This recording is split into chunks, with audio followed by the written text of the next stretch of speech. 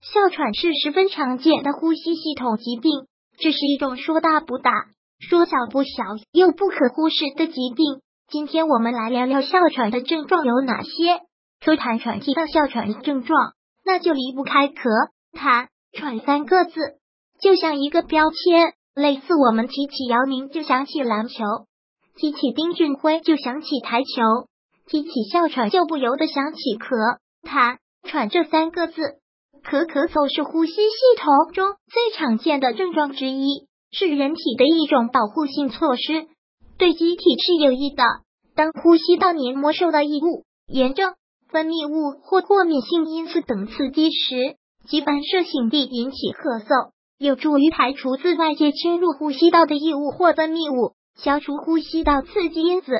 咳嗽通常是哮喘发作的前驱症状，往往还伴随着打喷嚏、流鼻涕、鼻塞、胸闷等症状，相信很多人不一定都知道。久咳不愈也是支气管哮喘的一个特征，有的哮喘患者甚至只出现咳嗽这种症状，如咳嗽变异性哮喘。这类患者的典型症状就是长期反复性发作的慢性咳嗽，严重的甚至会出现咳血的现象。痰液检查是判断哮喘的重要检查方法之一，并不是所有的哮喘患者都会有咳痰的现象。痰的主要来源是气管、支气管腺体和杯状细胞的分泌物。在正常情况下，呼吸道的腺体不断有小量分泌物排出，形成一层薄的粘液层，保持呼吸道的湿润，并能吸附吸入的尘埃、细菌等微生物，借助于柱状上皮纤毛的摆动，将其排向喉头，随咳嗽咳出或被咽下，所以一般不感觉有痰。如果哮喘患者出现咳痰的现象，那么往往预示着患者的呼吸道受到了感染。支气管哮喘在严重时会出现白色泡沫状痰液，如果出现黄色的痰液，多为感染性哮喘。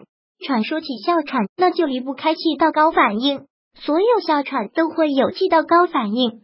这也是判断是否是哮喘的重要标志之一。那么什么是气道高反应？气道高反应指的是有些人的气道对各种刺激因子出现过强或过早的收缩反应，气道收缩了，短时间内患者接收到的氧气变少了，机体为了获取更多的氧气，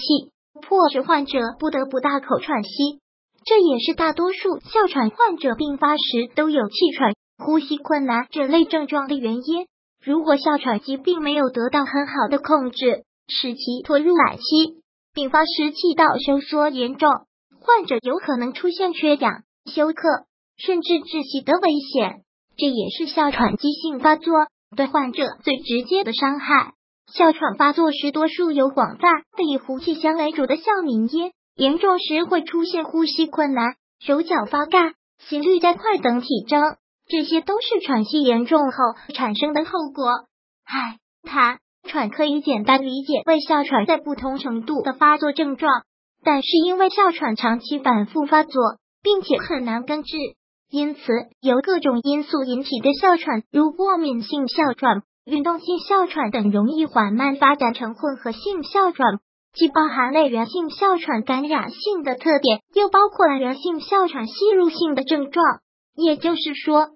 哮喘在发作时有可能同时出现咳、痰、喘这三种症状。总而言之，如果患者出现久治不愈的咳、痰、喘症状，那么就应该考虑是否是哮喘惹的祸了。